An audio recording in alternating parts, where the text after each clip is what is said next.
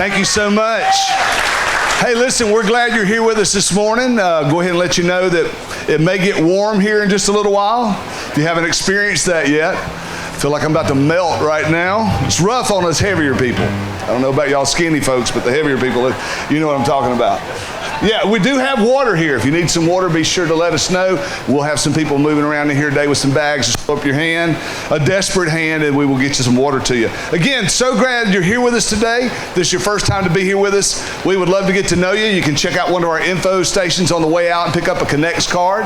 But we would love to get to speak to you, answer any questions you might have. Very gifted folks working those stations. Would y'all just wave your hands a little bit? Info station people. There you go. Put you there. You go.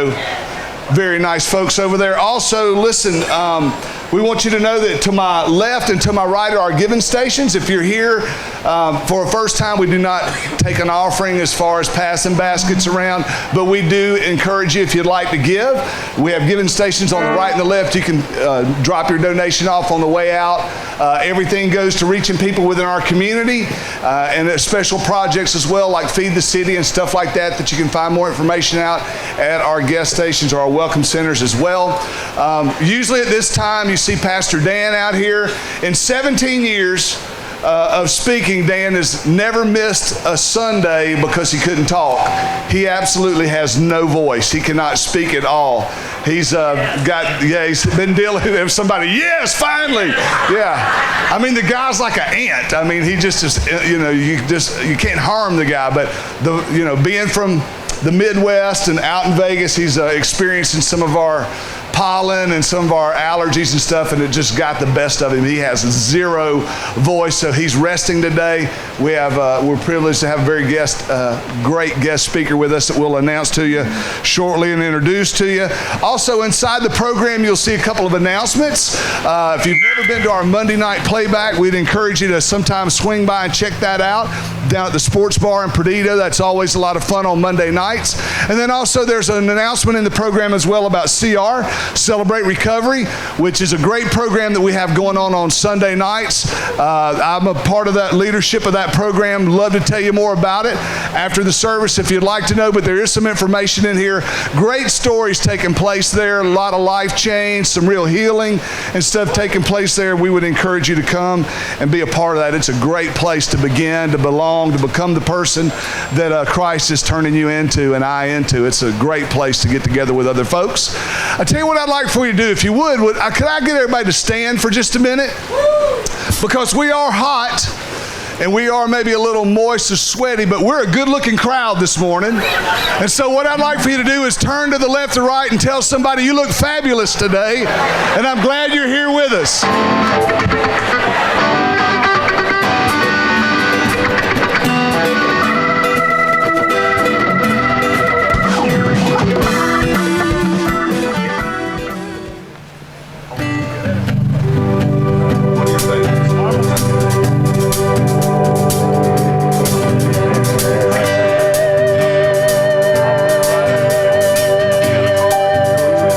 Rising, praises rising, highs are turning to you.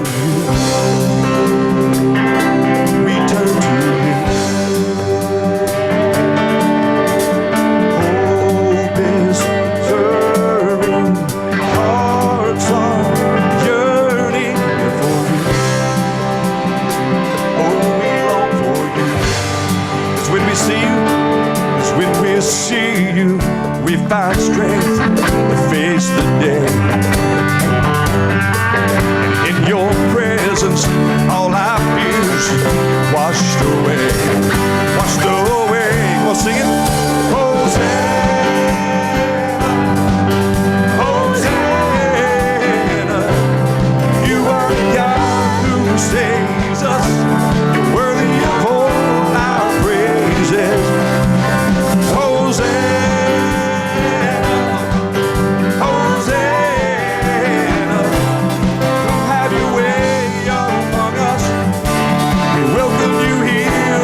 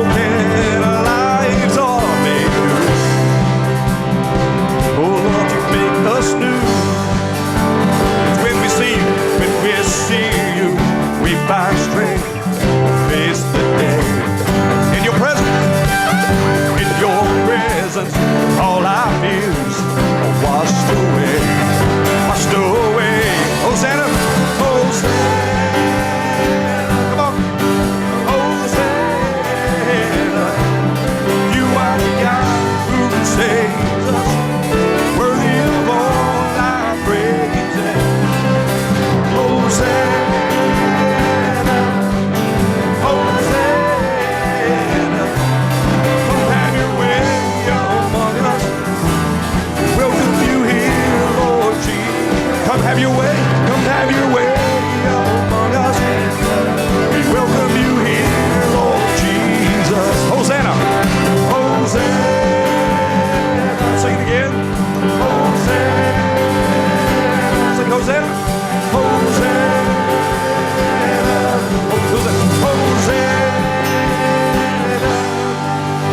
Hallelujah.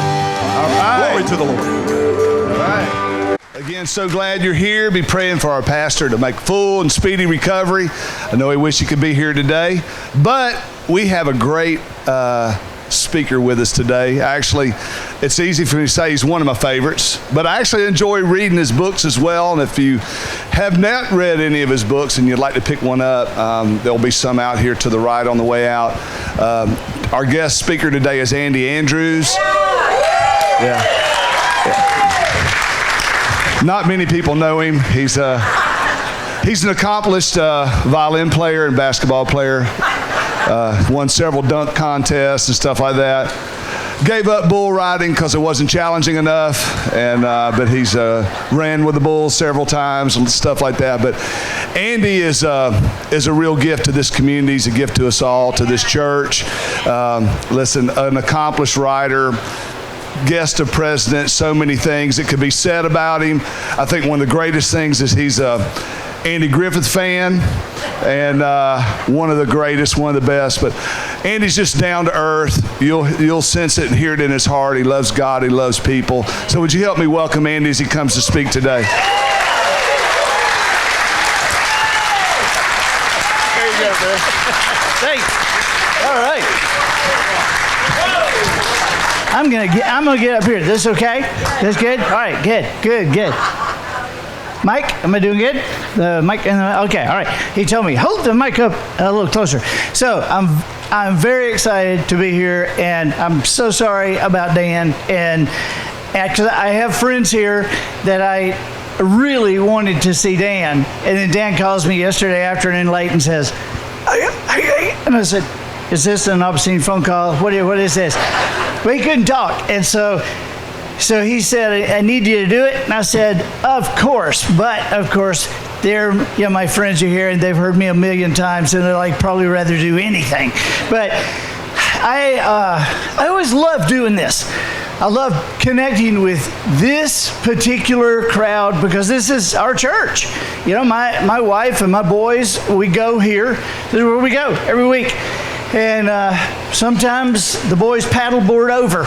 We actually come by boat sometimes, and people think this, oh my gosh, how neat. Well, the church is neat. This is an amazing zone where people are accepted, and it is different. So I love actually being here when I do something and not flying. I'll just tell you that. Because and I'm looking at a couple of you guys who fly a lot, but everything is changing so much that you can't figure out what's going on. And I was on about to get on a flight the other day in Dallas, and the lady asked me how much I weighed.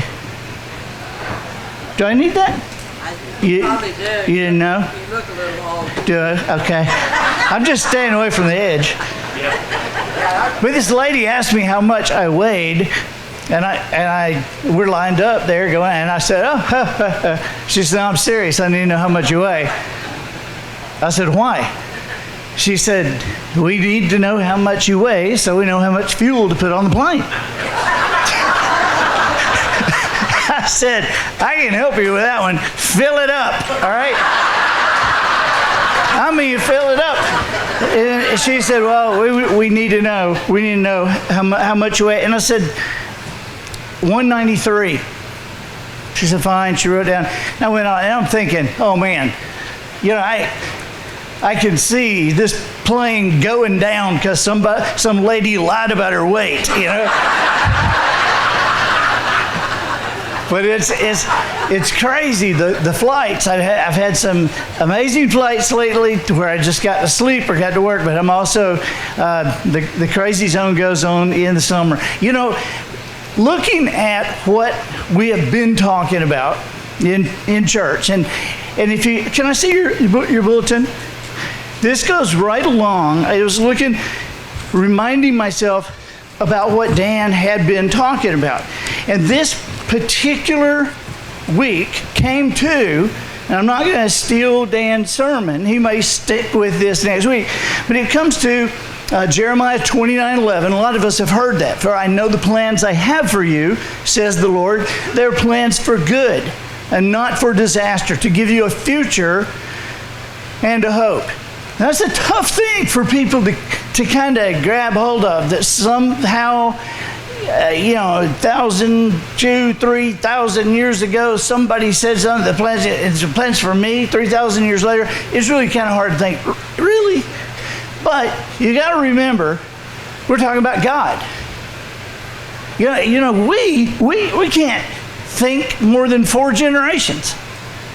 Right? I mean, most of us think like down to great-grandchildren and maybe up to great-grandparents. But most of us in here don't even know our great-grandparents' first names.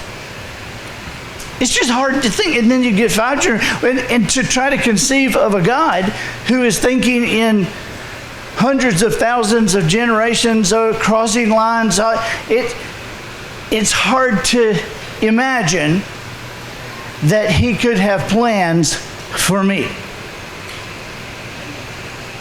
In Colossians, it says, so we have not stopped praying for you since we first heard about you. We ask God to give you complete knowledge of his will and to give you spiritual wisdom and understanding.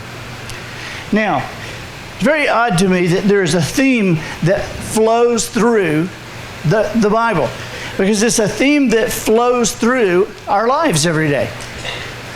When we see who we are and what we want to do, and sometimes we see that we are a little less enthusiastic on days, a little more enthusiastic, a little unsure on days, and more positive on some days, that this is the trail I'm going. And wouldn't it be great to kind of hear God's voice, to have a relationship where you could close your eyes and sense a push, to sense that direction? Well, I'll tell you this. That can happen, but it won't happen. And I'm not saying it can't happen, but it generally won't happen watching television. Okay? I mean, this is just me, but at 58 years old, I have found that I get answers. I mean, real answers, the kind of answers I go, oh my gosh, that kind of answer in 3 different situations. When you live long enough, you can form a graph of your life, right? And so the one situation that I get answers is when I'm asleep. Now, you would not believe how many times I've just woke up and I had the answer. Oh my gosh, that's it. And so much so that I've learned when I'm writing and I get kind of stuck on a plot point or stuck on something I'm trying to decide, I'll go lay down on the couch and take a nap and kind of not really go all the way out, but just close my mind and say, God, help me here. And many times I get that. So that's the first way, is when I'm sleeping. The second way is in the shower. I get a lot of answers in the shower. And the third way is in the woods, in a tree stand. Now, there's several things those things have in common, and that is those are quiet times. Every part of my life is so loud. We're like you. We have kids. Some of you have grandkids. The TV's going. The cell phone. Who's texting? Who's calling? I got to put it here by dinner because I don't know. There's a business call might come in. We don't stop. I found myself absolutely believing that God can answer prayers because I've seen him do it. I've felt that happen in my life. And yet, still, I kind of bar the door. Right? I mean, if you came up to me and you said, "Hey, Andy, I really need help. We're having some challenges, and I really need you to help me. And I know that you can, and I know that you will. And you hold the key in this, but this is just about to kill us. And I am desperate now, and I need your help." And I said, "Absolutely, absolutely." And then you turn around and walk out. And then a week later, you came and said, "Hey, Andy, just still wanted you to know I am depending on you because you have wisdom that is going to solve this for us, and you can explain it in a way that we can't find, and I really, really need you. And I just wanted to recommit to you. I want to recommit my life to you that you can give me the answers we need." And then you turn around and walk off. I mean, I'd be sitting there going, Is she going to let me say something? I mean, I understand she's desperate. Do I get to say anything? And I can't tell you how many times I have prayed over desperate problems with my face on the floor, crying out to God, "Please, please show me the way. Please show me a crack that I can work through. Show me some hope. Please, God, give me that hope and show me where it is." Amen. And then boom, let me see what my emails are. I mean, you hear people say in the woods, don't you hear people say, "Wow, sometimes in the woods, I feel closer to God in a tree stand than I do in church"? You hear that? I wonder if God says, yeah, I bet you do. That's the only time you shut up.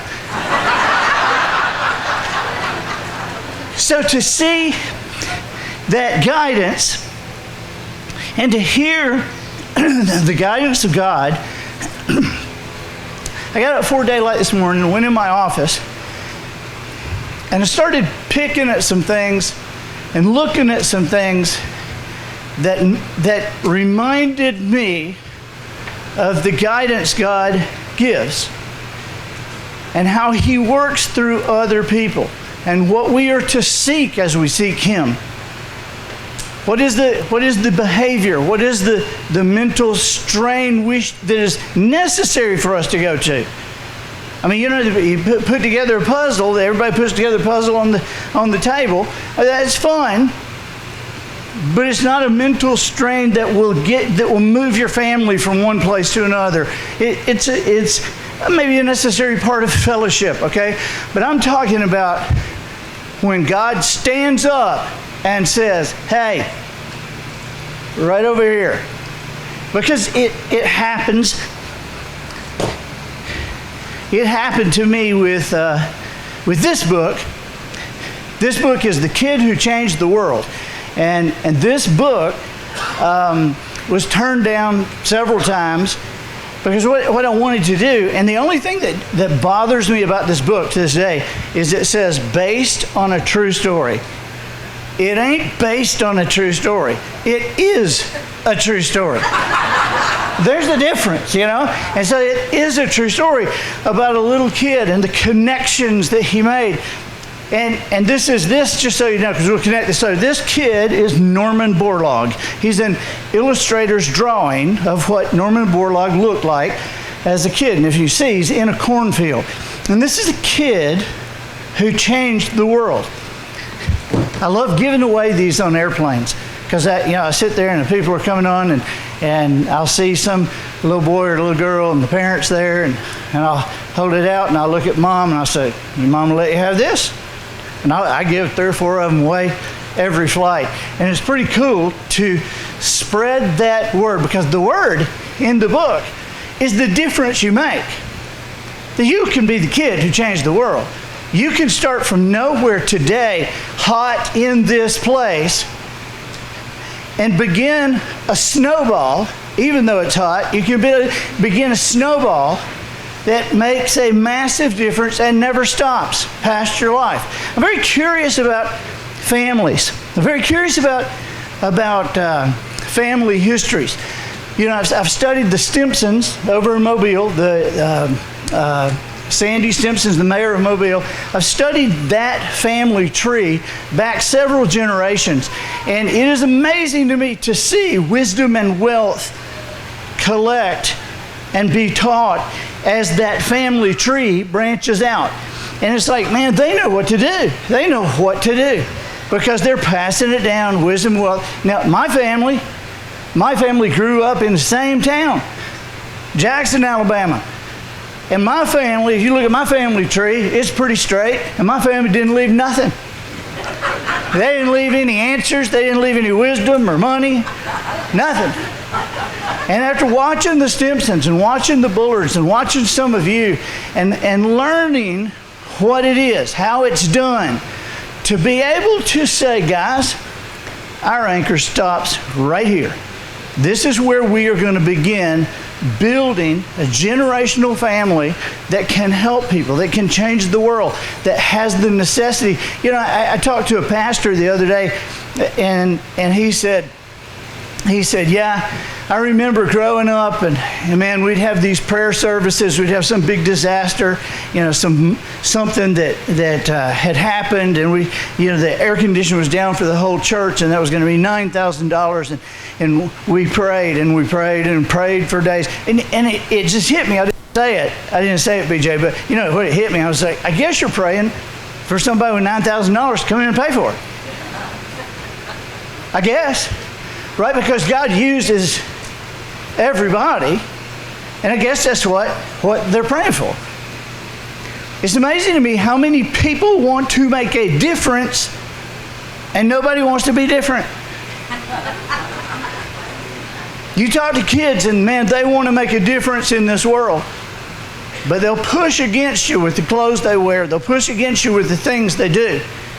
And an explanation is needed to explain that these people that you're looking at, these people that you think are so great, they've taken their lives to these unbelievable places, and this is the kind of thing you want to do. They're different. They're different.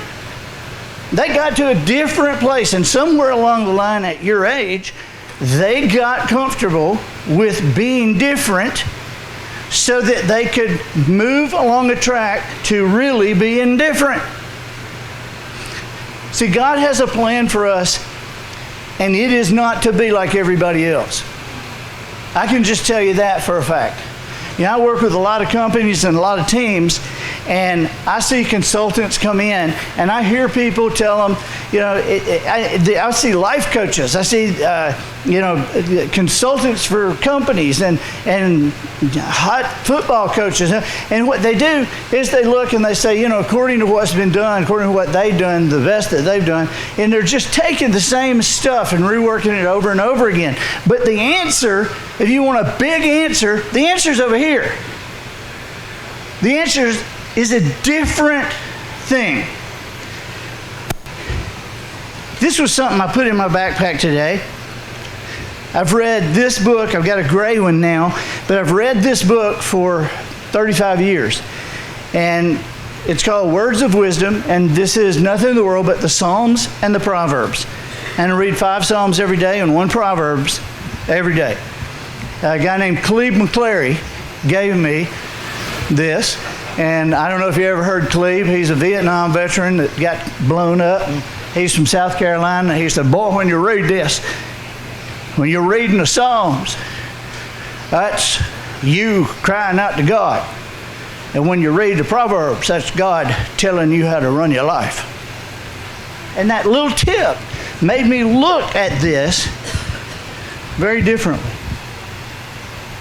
Since the Lord is directing our steps, why try to understand everything that happens along the way? Good verse for me, because that's my only big aggravation with God, is He doesn't seem to be under any obligation to tell me what He's doing. But man, isn't it amazing how we can look back, and we're so tentative, and we're so scared, and yet we can look back and see God's hand in everything we did. There is a nudging, a sensitivity that we want to be a part of. As a Christian, you should dial into that. Search for that. Search for that sensitivity. If you don't have Jesus, a relationship with Jesus in your life, this might be something you would want to explore. Because there are, in fact, I told my boys the other day, I am an Andy Griffith fan.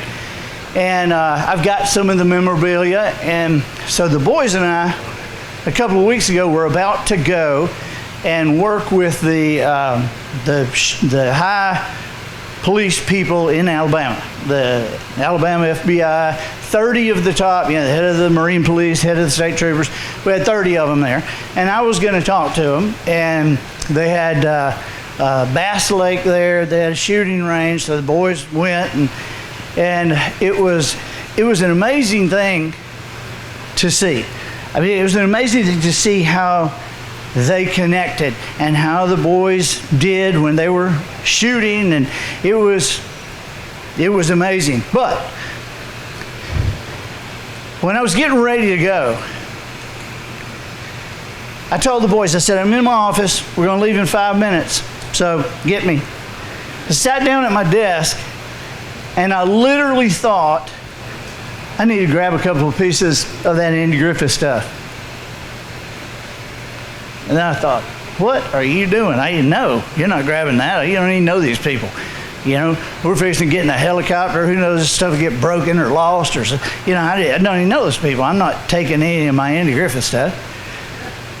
So I did what I did for 5 minutes, and then I went and got in the car with the boys. And as I was stepping in the car, I had this thought, you need to get some of that Andy Griffith stuff and bring it with you. And I thought, what? Are you getting Alzheimer's? What is going on? And I just didn't, and so I just kind of put it away. Well, turns out the owner of this place we went to, it was unbelievable. This hunting camp with quail hunting, and it had elk on it, actually. They had deer, ponds, and it was beautiful. And the guy's name is J.R. Rivas.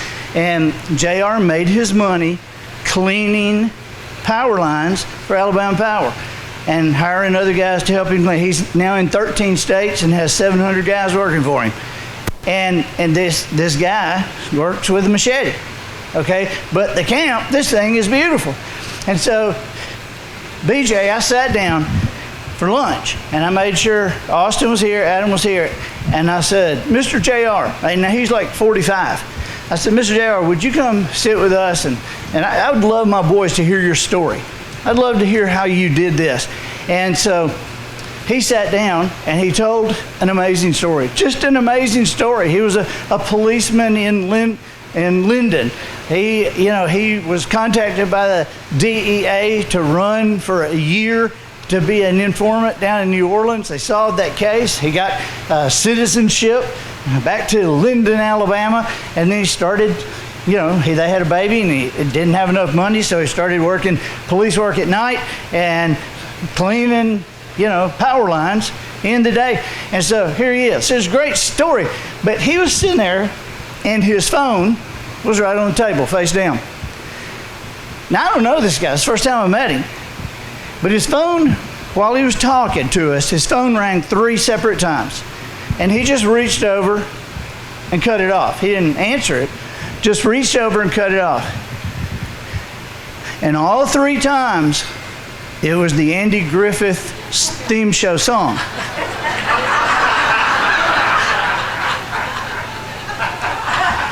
And so, I talked to the boys later and I said, I believe God will connect with us sometimes to warn us. Sometimes He will connect with us to educate us. And sometimes He'll connect with us to show that He is here. And sometimes He'll connect with us to show us absolute proof He's connecting with us. And I don't know what I missed.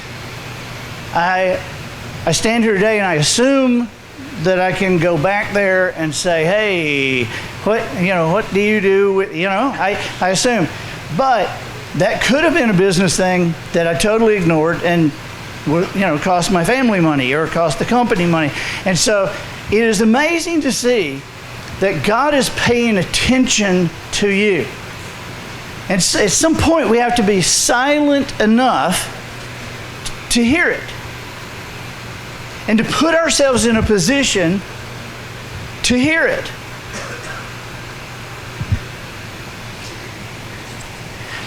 That's a book that I wrote, and I don't know what is going to happen with this book. It was the book I wrote after The Traveler's Gift. I still like it. Polly thinks it's the best thing I've written, but it never sold. Never sold. But I believe there are places in there that I read and I go, I don't remember reading that. And remember, I wasn't the best writer in my senior English class. Okay? I know how to stick to something, and I know how to take instructions, and I can listen, and I can be educated. All right? But I look at that book, and at some point, there is a reason for it. At some point. I wrote the little things because I have gotten so aggravated at everybody on the news talking about the big picture. And it's like nobody understands anymore that all big pictures are created one brush stroke at a time. And if you don't take care of those little things, the big things will not take care of themselves. I thought this was important to write. The heart mender, I grabbed this morning. Okay, I grab it every now and then. This is my favorite thing I've ever done in my life. It's the story of the German submarines in the Gulf of Mexico during World War II when they were sinking ships. I mean, it's real. You can go on the internet and find it. And the story is about a young man who considers himself a German, not a Nazi, and he makes it off the sub because he's shot, and he is betrayed and shot, makes it to shore. A young American war widow finds him, and he says something. She's about to kill him, but he says something that makes her step back. And the story is about how they hid in 1942 America, right in this area, and what happened because of it. And that one, I felt like I was supposed to write. This is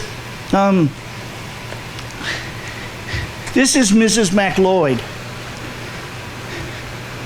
This is in my office. This is up on the wall in my office. Mrs. McLeod was my 8th grade English teacher. If there's anybody that gets credit for me writing, it's Mrs. McLeod.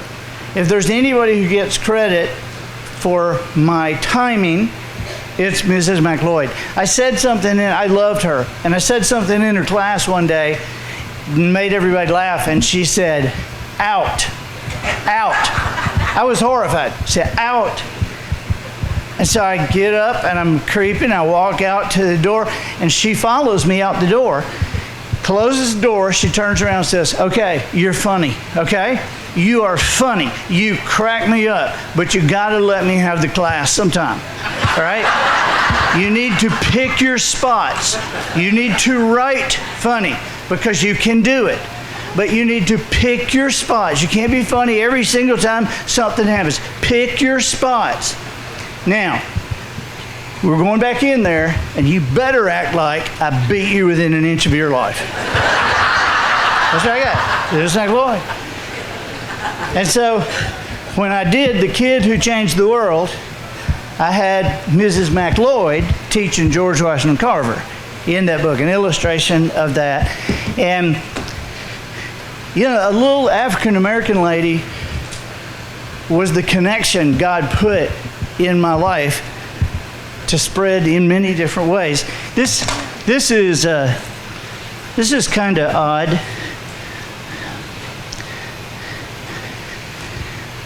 I'm just telling you this because I think the story is not over on this. And I don't know why God put me in the position. I was totally confused. But I was in Las Vegas, and I was walking through the Caesars Mall, and in there they have this autograph thing, this, the Field of Dreams thing, autograph thing. And so I'm hearing some laughter, and I see a table and several people around the table. Then there's a little larger ring of people, and I kind of looked in there to see, who is it, at the table. And I saw, oh, it's Pete Rose. Now, my daddy loved Pete Rose, Charlie Hustle. My daddy said, look at this. Watch how he runs down to first base. Look at him. Watch what he does. I mean, my daddy loved Pete Rose. But my daddy died before he became the Pete Rose we all know, right? And I'm standing there, and before I can leave, he looks up and he goes, PBS. Hey, PBS. I had a PBS special, and you know how PBS runs them over and over and over. So he said, hey, PBS, come here, PBS.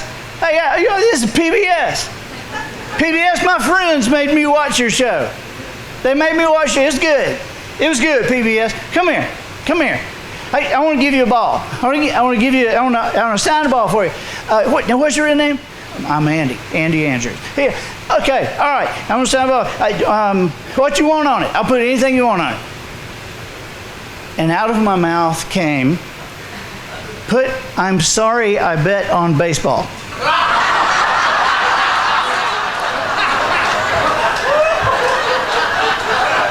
And he went, all right,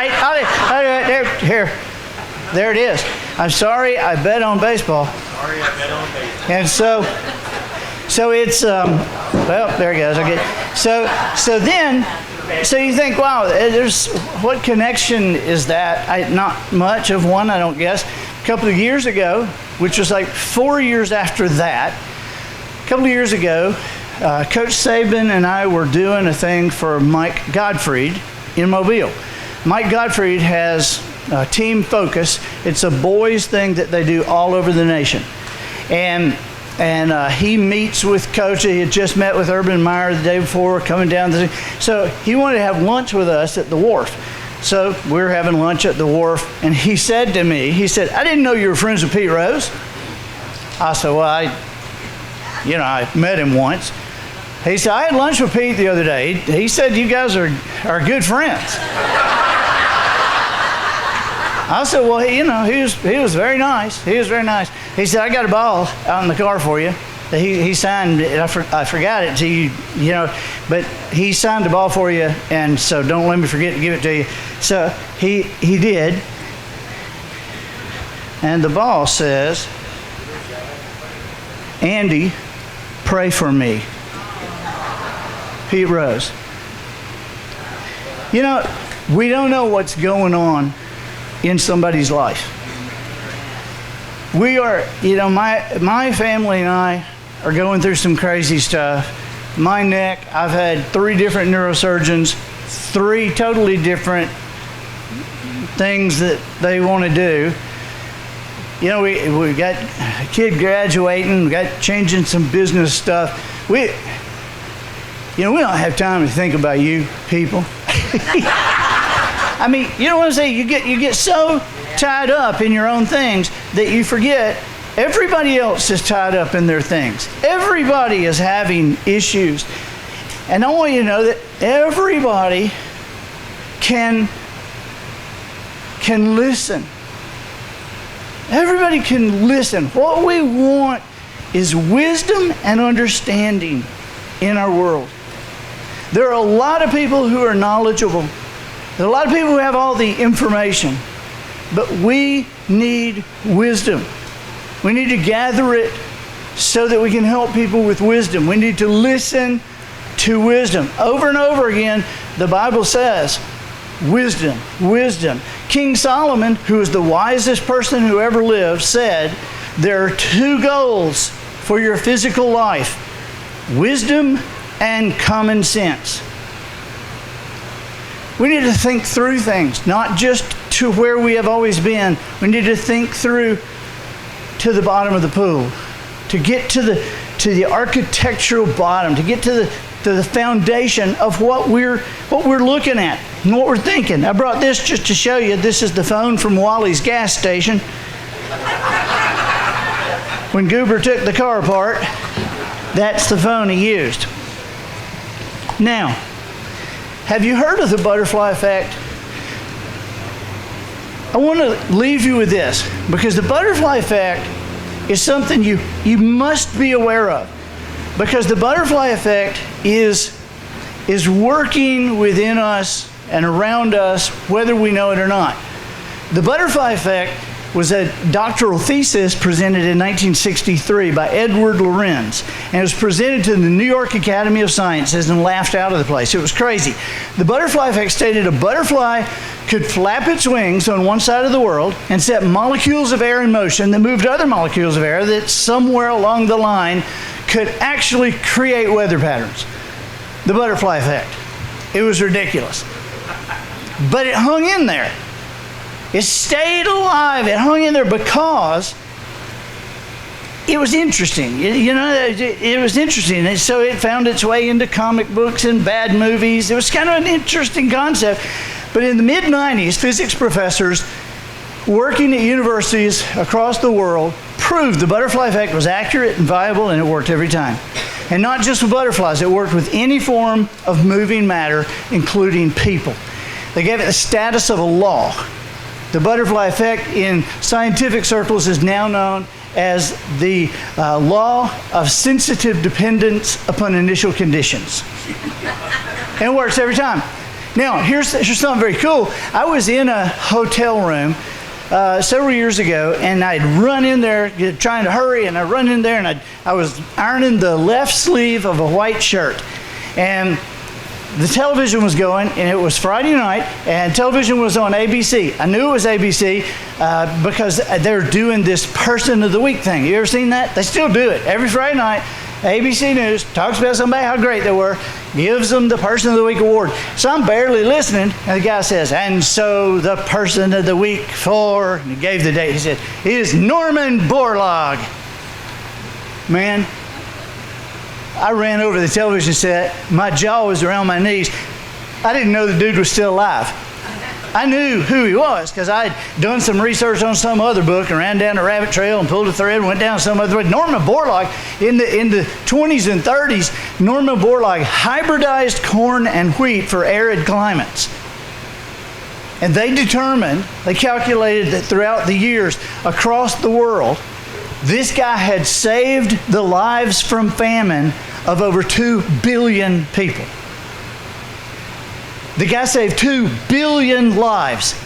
And for that, he was Person of the Week. I'm saying, I'm yelling at the TV because I know it wasn't Norman Borlaug. It was a guy. It was a guy named Henry Wallace. And he was vice president under Roosevelt. A lot of people think that they say, oh, Truman. Yeah, but remember, Roosevelt was elected 4 times. Curiously, he had 3 different vice presidents.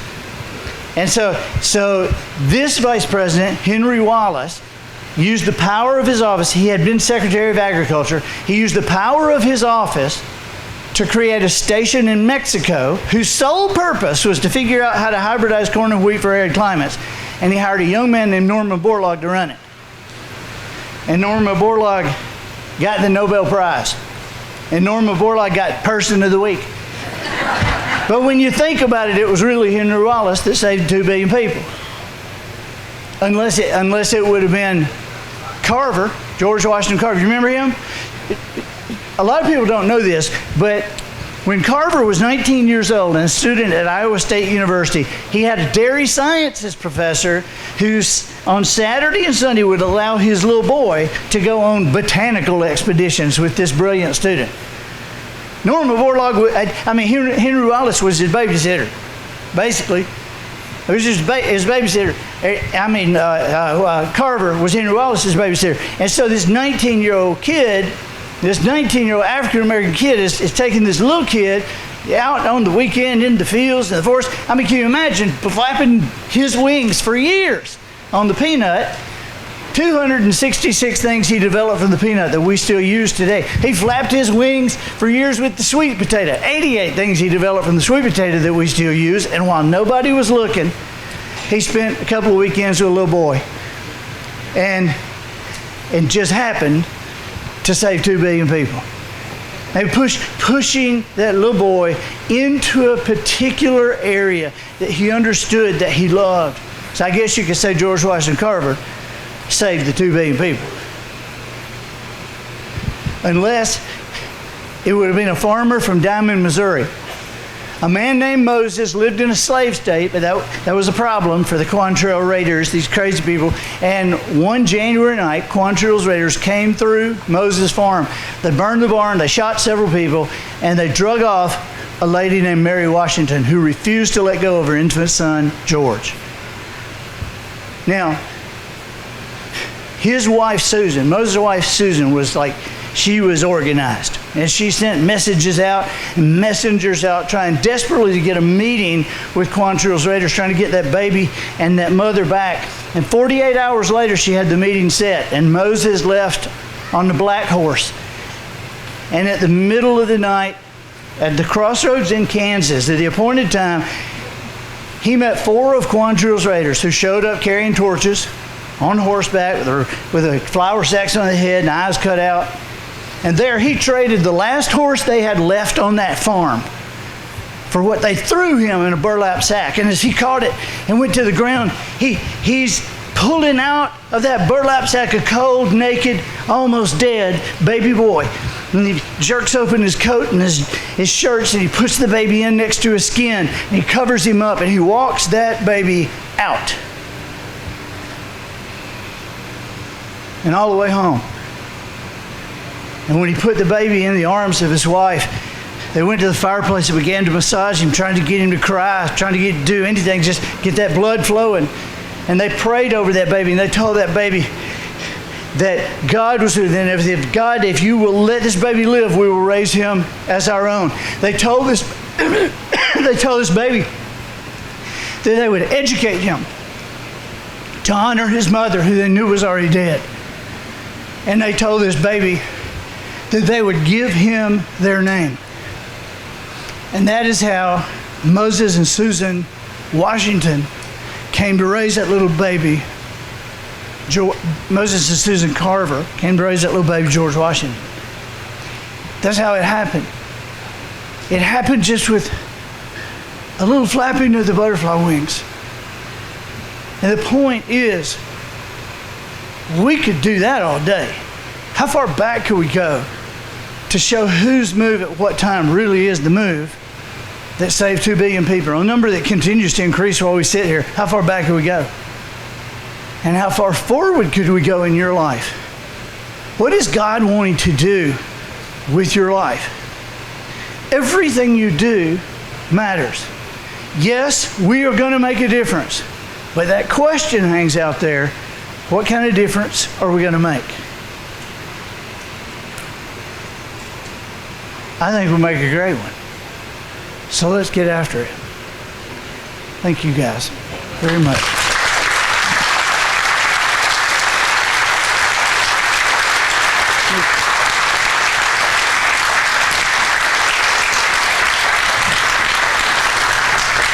Let's pray. Lord, thank you so much for this time together. Let us remember this day in January when we're freezing. Let us remember how we were a little hot, but it wasn't so hot. We appreciate you watching out for us. We accept and invite your presence into our lives, Lord. Thank you, Holy Spirit. Thank you, Jesus. Amen.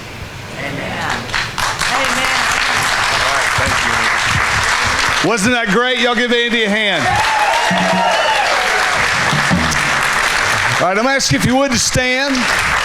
We're going to dismiss this morning. Just want to remind you, hey, listen, I don't know what you'll face this week, but I do know this. If God is for you, who can be against you? And listen, we heard it this morning.